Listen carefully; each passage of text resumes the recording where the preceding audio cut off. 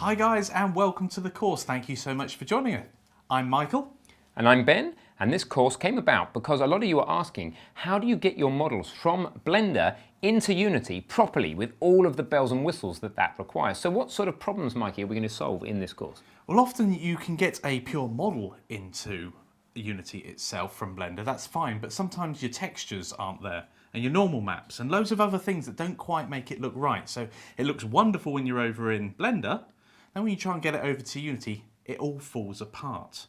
Absolutely. So the idea is you've got to create your models in Blender with the output in mind. So this is not a course about Blender, and it's not a course about Unity. It really is a fusion of the two. The idea is that we're using Blender to get the required result in Unity. The material setup's done in Unity. Yes. The lighting's going to be done in Unity. Yep. What are the sort of things, Mikey, that tend to catch people out? So there they are, making a model in Blender. They try and put it in Unity.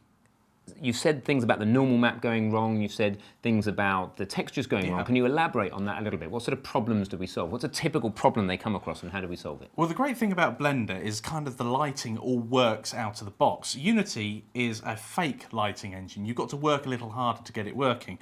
And also the way your textures adhere to the surface of your model.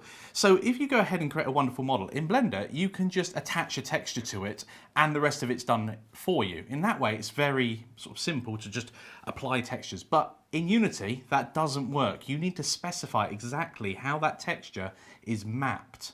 And that's where a lot of people fall down. So you've got the mapping of the textures, the sizing of them, the orientation, the UV mapping, yes, the naming conventions of your textures. Oh, and light maps. And light maps. They can produce horrible artifacts. If you've ever seen where two edges join in a game, there's a horrible little dark area around there. That's because the light map hasn't been created properly. So we'll sort that out as well. So why bother with all this? Well, the answer is pretty simple. Remember, in Blender, yes, you just do stuff and it kind of works, but you're waiting minutes or hours for a frame to render. In Unity, we're expecting your frame to render in about a 60th of a second.